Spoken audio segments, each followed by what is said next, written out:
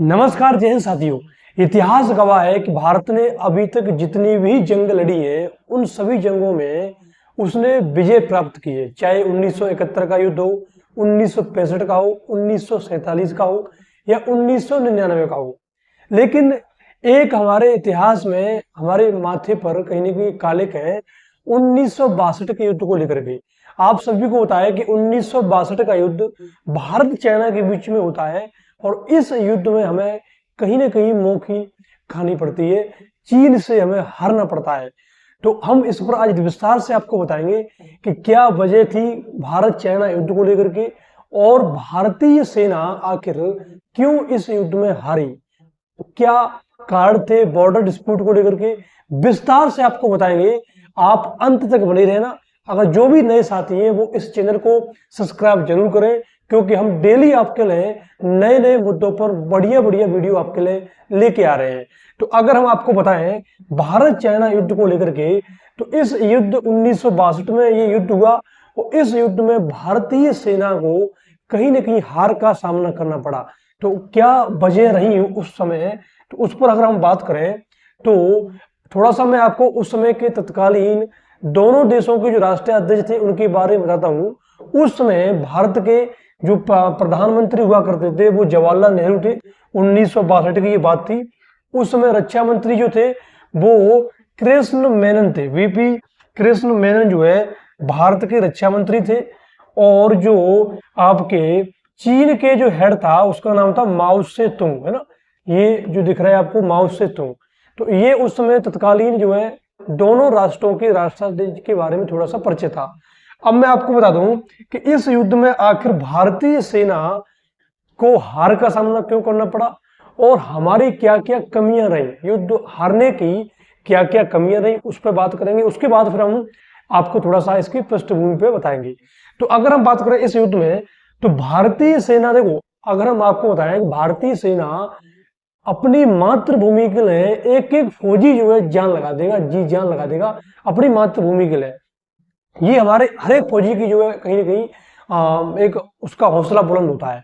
लेकिन जब संसाधनों की बात आती है, क्योंकि देखो ये 1962 का जो युद्ध था ये भारत के लिए बहुत चुनौती वाला युद्ध था। क्यों था?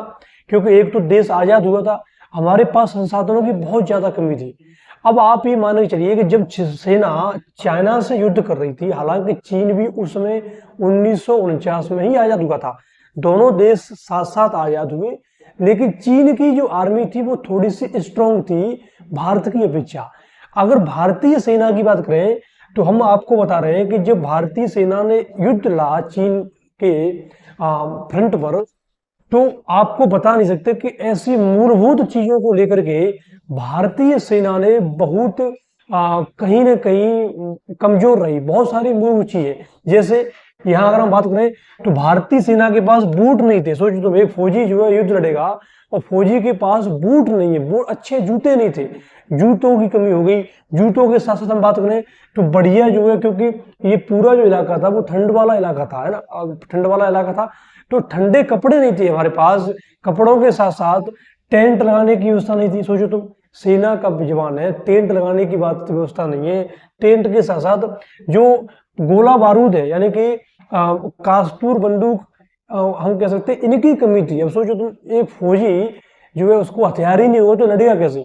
लेकिन फिर भी हमारे बहादुर सिपाहियों ने जब उन पर कासतूरों की कमी पड़ गई तो भाई साहब उन्होंने अपनी जो बंदूक की जो नाल होती है उसके आगे एक चाकू लगा हुआ करता था, उस चाकू से युद्ध लड़ा।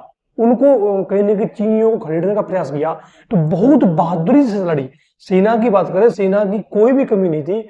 सेना ने अपने पूरे जोश खरोश के साथ इस युद्ध को लड़ा, लेकिन अंत में कहीं ना कहीं कमियां जो है, खाने की कमी पड़ गई। या सोचो तुम, एक फौजी अगर कोई फौजी तो उसका ऑलरेडी खुराक ज्यादा होती है, वो अगर सोचो तुम खाने की कमी पड़ जाएगी, खाना ही नहीं मिलेगा तो कैसे लड़ पाएगा। तो बहुत सारी कमी हम मान सकते हैं कि वो कहीं ना कहीं भारत सरकार की कमी थी, जिस तत्कालीन समय में उन्होंने सेना को उपलब्ध नहीं कराया।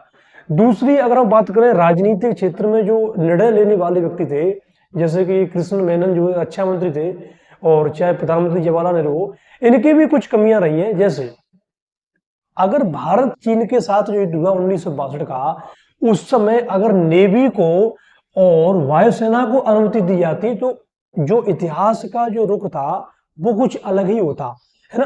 क्योंकि अभी तक जो लड़ रही थी वो कौन लड़ रही थी, केवल हमारी थल से लड़ रही थी, यानी कि जो आर्मी है वो लड़ रही थी। हमारी अगर नेवी और वायुसेना, क्योंकि वायुसेना उस समय बहुत ताकतवर थी, लेकिन ये भाई साहब कोई टेंशन नहीं थी, इनको मना ही कर दिया कि नहीं भाई साहब वायुसेना नहीं लड़ेगी, वायुसेना लड़ ही नहीं पाएगी। उस समय चीन की वायुसेना की बिल्कुल खस्ता हालत थी, कुछ नहीं की टक्कर लेने की थी। अगर नेवी उस समय लड़ ली थी तो भाई साहब इस मलक्का जल संधि पर अगर नेवी कब्जा कर लेती इस जगह पर, तो आप ही मान के चलिए कि चाइना का जितना भी व्यापार था वो सब ठप हो जाता, तो चाइना एकदम बैठ जाता एकदम। लेकिन भाई साहब कोई मतलब ही नहीं, जो राष्ट्राध्यक्ष थे, जो निर्णय लेने वाले व्यक्ति थे, उन्होंने निर्णय इस तरीके से लिया कि बड़ी दिक्कत हो गई। तो इस तरीके से हम बताएं तो ये कहीं ना कहीं एक चूक थी, युद्ध हारने के पीछे कहीं ना कहीं ये भी एक रीजन रहा था। अब हम आपको बताएंगे कि आखिर इस युद्ध में युद्ध हुआ क्यों और चीन और भारत के पीछे विवाद की मूल जड़ क्या थी। तो अंत तक रहना है, बहुत अच्छा जो है आपको कंटेंट लेके आए, एकदम धुआं मचा देंगे। देखो अगर हम बात करें तो पहले आपको बता दें पूरे चाइना और भारत को लेकर के, ये पूरा जो है आपको भारत दिख रहा है, भारत और ये चाइना।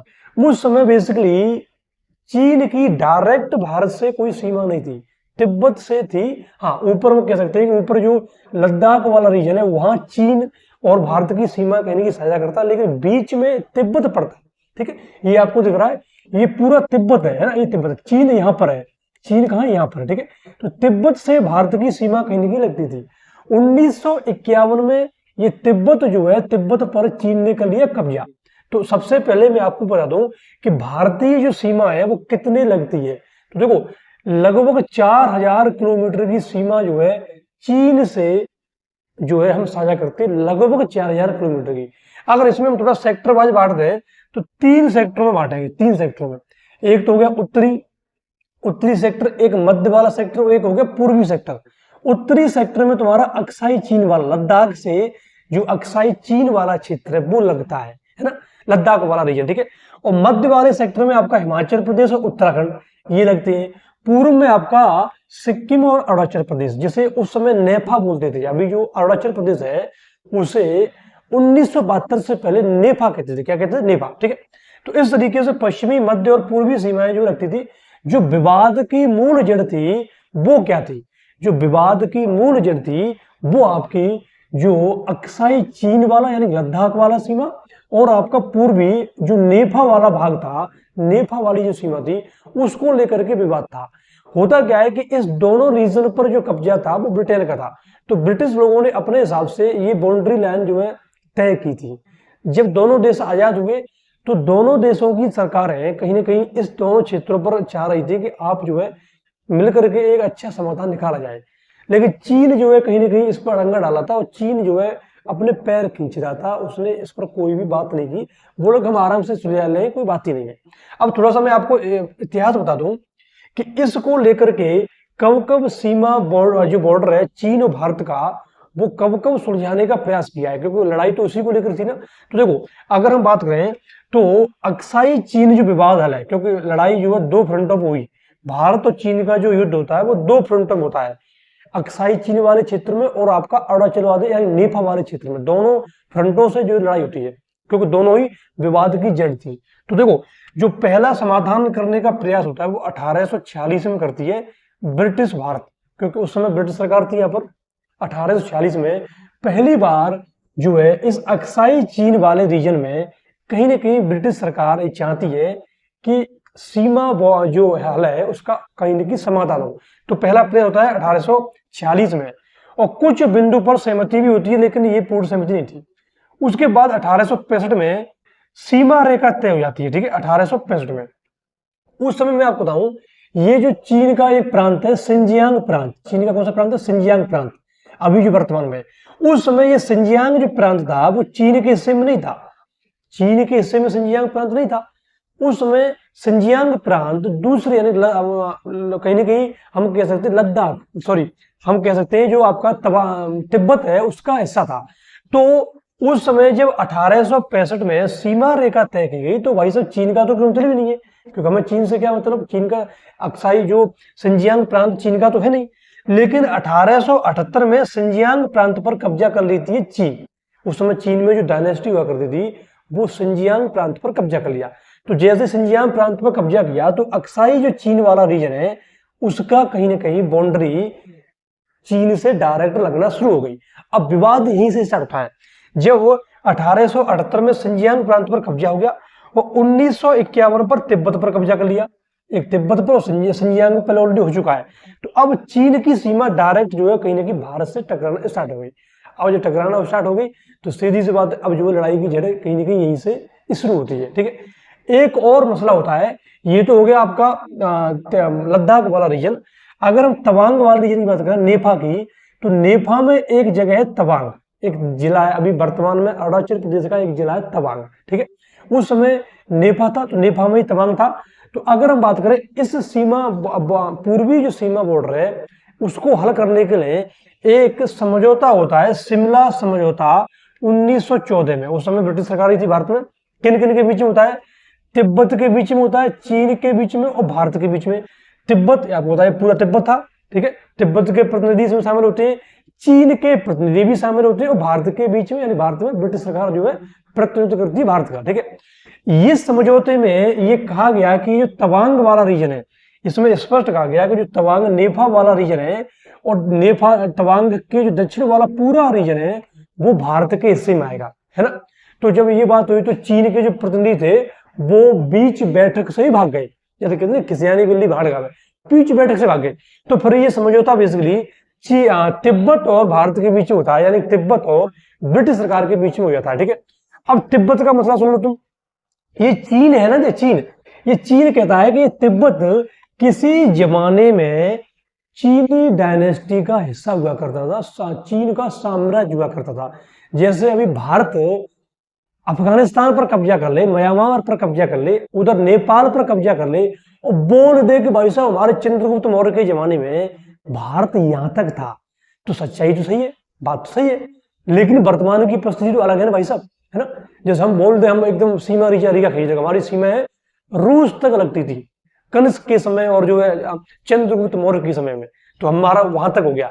तो पाकिस्तान फंस जाएगा बीच में, पाकिस्तान बोलो भाई साहब हम तो भी आजाद हुए 1947 में, तुम कहाँ की बात कर रहे हो। तो उसी प्रकार से चीन ने तिब्बत पर जो कब्जा किया वो उसी उद्देश्य को, उसी बात को कहकर किया कि तिब्बत चीन का है, तिब्बत किसी जमाने में चीन का एक पार्ट हुआ करता। ठीक है, तो इस तरीके से यहां तक ये दोनों जो है सीमाएं हमने आपको बता दी। अब देखो, क्योंकि बॉर्डर अभी डिस्प्यूट है, अब हम थोड़ा सा आपको जब दो देश आजाद होते हैं, 1947 में भारत आजाद होता है और 1949 में चीन में कम्युनिस्ट पार्टी की सरकार बनती है और जो माओ से तुंग है ये वहां के राष्ट्रपति बनते हैं। ठीक है, तो क्योंकि दोनों देश कहीं ना कहीं ब्रिटेन से आजाद हुए, ब्रिटेन पर का लंबे समय तक कब्जा रहा, तो कहीं ना कहीं इमोशनल रूप से लगता है कि नहीं यार हम दोनों एक दूसरे से कहीं ना कहीं अब मिल करके विकास करेंगे, एशिया में जो है डेवलपमेंट करेंगे अच्छे से, हम दोनों एक दूसरे का विकास करेंगे, है ना, तो अच्छे से रहेंगे।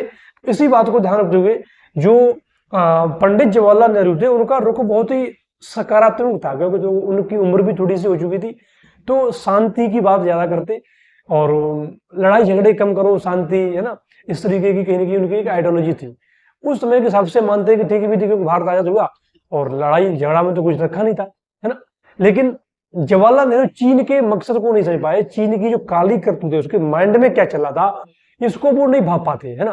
तो उसी बात को अगर हम आपको बताएं तो इसी बात को लेकर के जवाहरलाल नेहरू ने, यानी कि भारत ने चीन का कई बार साथ दिया, क्योंकि हम मित्र चाह रहे थे, दोनों देश अलग अलग आजाद हुए तो हम चाह रहे थे कि मित्र बने।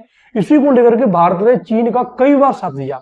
जैसे मैं आपको एक एग्जांपल दूंगा, 1949 में जब वो चीन पर कम्युनिस्ट पार्टी की सरकार बनती है तो ताइवान और चीन को लेकर के भारत ने पहली बार जो है ताइवान को मान्यता न देकर के चीन को मान्यता दी। भारत पहला ऐसा देश था कम्युनिस्ट वाला, जो कम्युनिस्ट के अलावा जिसने चीन को मान्यता प्रथम जो है दी। ठीक है, ऐसे ही एक और बताऊं आपको, जापान में एक शांति समझौता होता है, उस शांति समझौते में चीन को नहीं बुलाया जाता है, चीन को नहीं बुलाया जाता है। तो भाई साहब भारत उस शांति समझौते में जाने से मना कर देता है। क्यों? क्योंकि हमारा मित्र है, पड़ोसी चीन हमारा दोस्त है, तो जब आपने उसको नहीं बुलाया तो हम भी नहीं आएंगे। ऐसे ही जब कोरिया युद्ध होता है तो कोरिया युद्ध में अमेरिका की बजाय चीन का साथ देते हैं हम। क्यों? क्योंकि हमारा इंटेंशन था यार मित्र होना चाहिए, है ना। दोनों साथ साथ जो है, दोनों की सभ्यताएं पुरानी है, काफी प्राचीन संबंध रहे हैं और पड़ोसी देश ही है, तो क्यों ना हम एक अच्छी संबंध रखें। इसी बात को ध्यान रखते हुए नेहरू ने जब चीन की विस्तारवादी जो नीति थी 1951 में, जब उसने तिब्बत को जीता, तिब्बत पर कैप्चर कर लिया, तब भी नेहरू चुप रहे, उन्होंने कुछ नहीं कहा।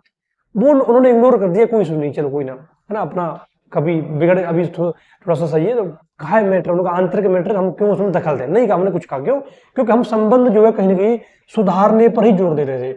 1954 में नेहरू की बीजिंग यात्रा होती है और बहुत अच्छा भव्य स्वागत होता है। जब प्रधानमंत्री नेहरू बीजिंग की यात्रा करते हैं तो ये माओ से तुंग से मिलते हैं और बहुत अच्छा जो है उनका शानदार जो है बीजिंग में स्वागत होता है।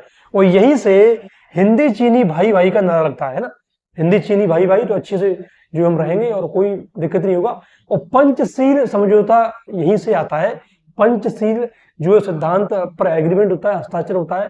पंचशील समझौता बेसिकली 5 सिद्धांत है जिनको दोनों देश मानेंगे। क्या क्या है? जैसे आंतरिक मामलों में हस्तक्षेप नहीं करेंगे, कोई भी किसी की आंतरिक मामले में हस्तक्षेप नहीं करेगा, है ना। दूसरा, संप्रभुता और क्षेत्रीय अखंडता का सम्मान करेंगे, ये भी एक दूसरा था। तीसरे में समान व्यवहार और परस्पर लाभ के लिए हम दोनों देश काम करेंगे। और गैर आक्रमण, यानी कि कोई एक दूसरे पर आक्रमण नहीं करेगा, लड़ाई झगड़ा नहीं करेगा, है ना। शांतिपूर्ण सहअस्तित्व, यानी कि हम मिलजुल करके रहेंगे, शांति से रहेंगे, अच्छे से अपना विकास करेंगे। ये पंचशील का सिद्धांत था जो कि नेहरू ने वहां साइन किया तिब्बत में, सॉरी बीजिंग की जब यात्रा की। लेकिन होता क्या है, कुछ नई अपडेट हुई 1959 में। क्या हुई? 1959 में तिब्बत में विद्रोह हो गया। क्या हो गया? 1959 में तिब्बत में हो गया विद्रोह। और दलाई लामा, दलाई लामा मैं आपको बताऊं कि तिब्बत का एक धर्म गुरु होता है ना, यानी कि आप ऐसे मानिए कि तिब्बत का जो धार्मिक मैटर में जो भी हेड होगा वो उसे दलाई लामा बोलते हैं। तो श्रृंखला थी 1 2 3 ऐसे। तो उस समय 14वें दलाई लामा थे जो चीन के विद्रोह, तिब्बत में जो चीन अत्याचार ज्यादा करता है तो विद्रोह करते हैं लोग, उस विद्रोह को दबाता है चीन बहुत ही कड़ाई से। तो दलाई लामा भारत आए। कहाँ है? भारत आए, ठीक है। और जब भारत आए तो भारत ने कहीं ना कहीं शरण दी। जब भारत ने शरण दी तो चीन को लगा कि जो पंचशील सिद्धांत जो था कि हम आंतरिक मामलों में हस्तक्षेप नहीं करेंगे, भारत हस्तक्षेप कर रहा है, तिब्बत के मैटर हस्तक्षेप कर रहा है, क्यों कर रहा है? तो इस वजह से चीन को कहीं ना कहीं बुरा लगा। चीन दूसरा काम एक और कर रहा था। क्या कर रहा था? चीन अक्साई चीन वाला जो रीजन था उसमें सड़क निर्माण का काम और कर रहा है साहब। अब सोचो तुम, सड़क निर्माण का काम कर रहा है। जब ये बात भारत को मालूम पड़ी कि भाई साहब अक्साई चीन भारत का हिस्सा है और वहां हमने कहा है कि कोई भी किसी दूसरे क्षेत्रीय अखंडता और संप्रभुता का सम्मान करेंगे, तो आप हमारे वाले रीजन में कैसे सड़क बना सकते हैं, है ना।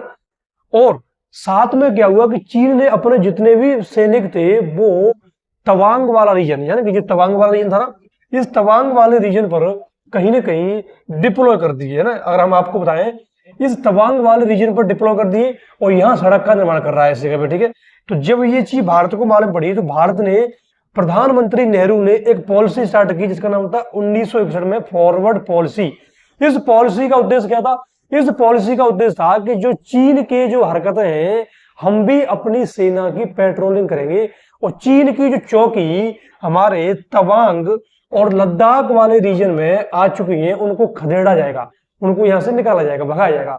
और सेना को अधिकार दिया कि आप आत्मरक्षा में गोली भी चला सकते हो और चीनियों को भगाने के लिए फायर भी कर सकते हो, कुछ भी कर सकते हो। ये फॉरवर्ड पॉलिसी का हिस्सा था। अब क्या था? अब तो वैसे जंग होनी है। तो या एक और अपडेट दूं, फॉरवर्ड पॉलिसी तो चली रही है साथ में, क्योंकि फिर भी नेहरू ने सोचा कि भाई साहब एक और बात वार्तालाप हो।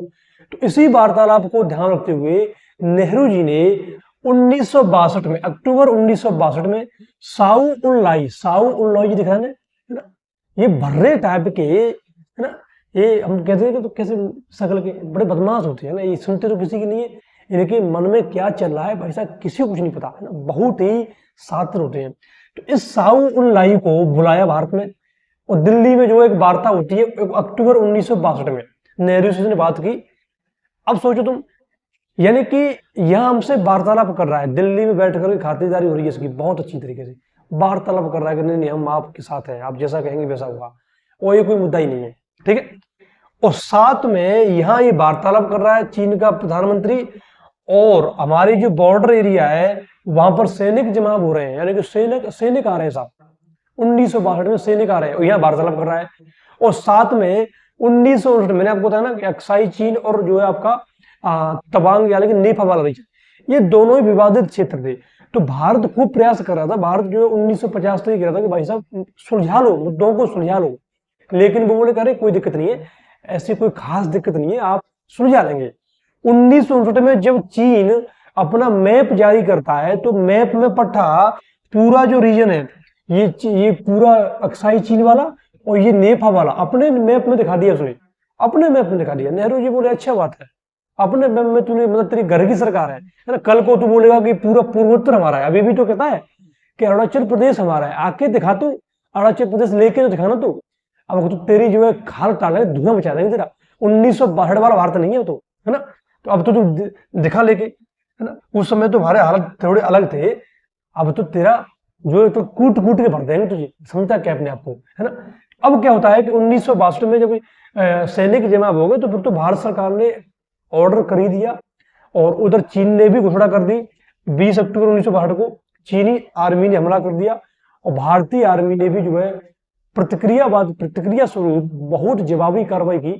भारतीय आर्मी बहुत बहादुरी से लड़ी, लेकिन मैं अभी आपको पिछले बता चुका हूं कि किस तरीके से असला बारूद जो वही हमारे पास नहीं बचे, तो इस वजह से हमें कहीं ना कहीं हार का सामना करना पड़ा।